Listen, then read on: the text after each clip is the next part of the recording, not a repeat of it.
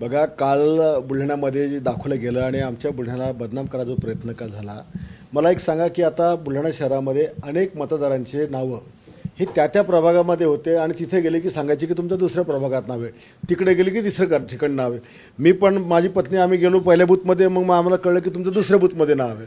हा सगळा जो निवडणूक मतदार यादीमध्ये घोळ होता, याच्यामुळे काल जो मुलगा तिथे आला होता तो त्याचं नाव दुसरीकडे होतं, पण त्याला कोणी सांगितलं तुझं या मतदार यादीमध्ये नाव आहे. तो काळ काढून तिथे काही करायच्या आतच त्याला इतकं मारलं. त्या मुलाला जर आतमध्ये गेल्यानंतर त्याला बोगस मतदान करताना पकडलं असतं की हे तुझं आधार कार्ड हे बोगस आहे किंवा तुझं इथं नाव नाही आहे, तर ती गोष्ट वेगळी होती आणि इतरांना त्याला मारायचा काय अधिकार आहे. आता त्या ठिकाणी त्याला इतकं मारत होते आणि तेवढ्यामध्ये माझा मुलगा गेला.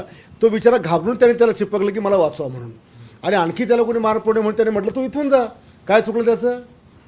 कोणाला मार खाताना काय कोणाच्या मदत पडून सोडवू नये, वाचवू नये, याचा अर्थ काय तो आमचा मुलगा दोषी त्याच्यामध्ये?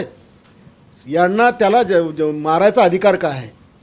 त्याला आतमध्ये जर तो बोगस असता, अधिकाऱ्याने सांगायचं असतं हे तुझं ओळखपत्र बोगस आहे, तुझं नाव वेगळं आहे, चेहरा वेगळा आहे, आणि त्यांनी पोलिसात ताब्यात द्यायचं असतं, असं असतं तर.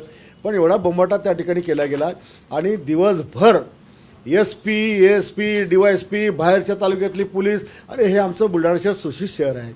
सगळे आमचा सुशिक्षित मतदार घाबरत होता की एवढा पोलिसांचा ताफा कशाला आहे. निवडणुकीमध्ये छोटी मोठी नोकझोक होत असते, हे काही बिहार थोडी आहे का? आम्ही काय पहिली निवडणूक थोडी जिंकतो की याच्या आधी कधी असं घडलं आहे म्हणून. पण माया BJPचा जो उमेदवार होता उपरा उमेदवार, यांनी इतका त्या सीएम ऑफिसला फोन करून त्रास दिला की आमचं बुलढाण्यात बिहार चालू आहे, अमुक चालू आहे. त्याला माहिती आहे त्याचं डिपॉझिट जाणार आहे म्हणून, आणि म्हणून त्याचा तळफाट चालू होता आणि सीएम ऑफिसही त्याला बळी पडत होतं आणि सारखं पोलिसांना पळवायचं. पण ह्या जी दहशत बुलढाण्यामध्ये पोलिसांची लोकांनी पाहिली, बुलढाणेकरांनी पाहिली, तर हे बुलढाणेकरांना काही पटलेलं नाही आहे, आम्हालाही पटलेलं नाही. मी SP ला बोललो हे काही तुमचं बरोबर नाही म्हणून. अशा पद्धतीनं दहशत पोलिसांची निर्माण करणं अरे सगळीकडे व्यवस्थित चाललं होतं. जर समजा काही बोगस चाललं तर तिथे त्यांचे एजंट होते पकडणारे, सगळ्या पक्षाचे अधिकारी होते. ही पद्धत नाही आहे.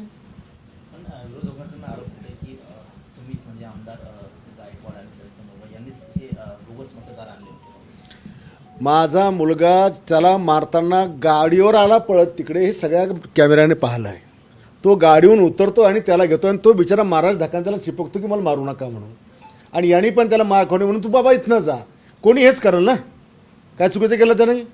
आणि पोलीसवाला मारते मागे गाडी घेऊन फिरणार, त्याला काय अधिकार होता भाडव्याला? हां, तू त्याला पहिले हाय का तो खराब बोगस पकडणं पहिले? माजी आमदार शिंदे यांनी ती प्रभाग 6ची निवडणूक रद्द करण्याची मागणी केली निवडणूक आयोगाला. आता त्या शिंदेला 1.5 फुट्याला बुलढाणा शहरात सगळ्याच मतदारसंघांमध्ये त्याचं डिपॉझिट जायची परिस्थिती आहे. किती वार्डाची निवडणूक रद्द करणार आहे तो? हां, किती वार्डाची करणार आहे? अरे तुला तुझ्या पक्षाच्या लोकांनी लाथ हाडला, तुझ्या पक्षाच्या लोकांनी परंपरागत भारतीय जनता पक्षावर प्रेम करणाऱ्या मतदारांनी तुला लाथ हाडला. इतरांचा काय विषय आहे? आणि माझा जो प्रभाग 6 आहे, मी गेल्या 40 वर्षात आमच्या त्या जागा कधीच पडल्या नाही, एकतर्फी निवडणुका झाल्या, इतकं आमचं काम आहे.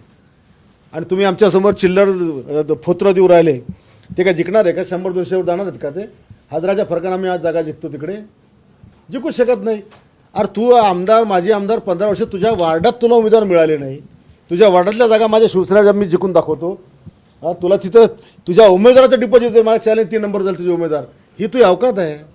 विनाकारण कशाला थैथाट करतं?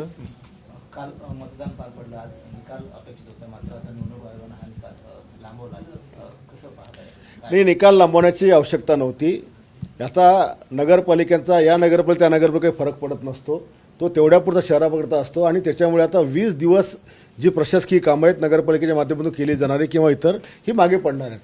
त्याच्यामुळे निवडणूक आयोग का संपूर्ण महाराष्ट्राला यासाठी वेठीस धरतं मला हे कळत नाही. खरं तर हा निवडणूक आयोगाकरता या सरकारनं काहीतरी कायदे केले पाहिजे, याला वठणीवर आणलं पाहिजे की हा मनाचे कायदे सगळे आणतो. मतदार यातले बोगस नावं काढत नाही, खोटी नावं काढत नाही, मिळेल नावं काढत नाही, जे तरुण झाले त्यांचे नाव टाकू देत नाही, असे कोणते निवडणूक आयोगाचे कायदे? याला का TN शेषन समजला नाही का? त्याच्यामुळे सरकारने जरा हे कायदे केले पाहिजे. याचा काही फरक पडत नाही. यांनी हे काय निकाल मतमोजणी करून घ्यायला पाहिजे होती, नाहीतर कमीत कमी आता काय त्याला आचारसंहिता शिथिल करून टाका, सगळं संपलेलं आहे.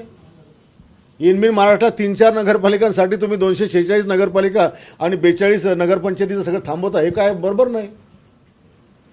पण भाऊ, या निवडणुकीमध्ये जे मतदानाचा जो घोळ झाला तो जिल्हा परिषद आणि येणाऱ्या पंचायत समितीच्या निवडणुकीमध्ये कुठेच घोळ झालेला नाहीये. हे घोळ फार निवडणूक आयोगाचा घोळ आहे. त्यांनी किमान जिल्हा परिषदपर्यंत तरी हे क्लिअर केलं पाहिजे. काय झालं, मोठ्या प्रमाणामध्ये शहरात ग्रामीण भागातले लोक शहरात राहायला आले आणि ते निवडणुका लढतात. मग प्रत्येकाने आपापल्या गावातली 200, 300, 400 नावं टाकली. मग शहरात काम करून आमचा उपयोग काय? ऐन वेळेवर जर बाहेरचा मतदार येऊन जर लोकांना जिंकवत असेल तर मग आम्ही इथं कामं करून आमचा उपयोग काय? इथल्या लोकांच्या प्रश्न आमचा फायदा काय? ती जयश्री शेळकी जी टवटव करते, तिचे 1,500 नावं बुलढाणा शहरात आहे. तिच्या पीएचं नाव बोगस बुलढाण्यामध्ये. ते काय बोलतील उभाटावाले प्रवक्ता? 1,500 नाव तिचे स्वतःचे टाकेल तिने. तिच्या पीएनी मतदान केलं खेड्यात असून. तर काल जे मतदान झालं ते कमी टक्केवारी पूर्ण राज्यामध्ये सर्वात जास्त सर्वात कमी बुलढाणा झालेलं आहे. त्याचा ते जे मतदान बुलढाण्यामध्ये कमी झाल्याचं दिसतं ते झालेल्या मतदानाच्या 75% आहे. आम्ही नरडात जाणून सांगतो की अरे हे जे लोक नाहीच आहे ते यादीमध्ये येतात, ते काय आकाशातून खाली येतील मतदान करायला? ते काढा ना तुम्ही, तेव्हा तुमचा टक्का वाढेल ना. तुम्ही 100% मतदार यादीत नावं दाखवता आणि त्यातले 30% नावं हे लोक जिवंतच नाही आहे का, कधी गाव सोडून गेले, ते कसे येतील मतदान करायला? निकालावर याचा काय परिणाम होईल? निकाला काय, मतदान यादीमध्ये मतदार जास्त दाखवणं आणि मतदान कमी होणं, याला जिम्मेदार हा निवडणूक आयोग यांनी हे काढलं पाहिजे. तेव्हा खऱ्या अर्थानं निवडणुका पारदर्शकपणे होती. जास्तीत जास्त मतदाराला मतदानाचा हक्क बजावता येईल. तुम्ही मतदारसंघात 5,000 मतं आहे म्हणतात आणि त्यातले 1,500-2,000 मतं गायब आहेत, मेलेले आहेत. याला काय अर्थ आहे? कशा करता 5,000 प्रभाग पाडला तुम्ही? मग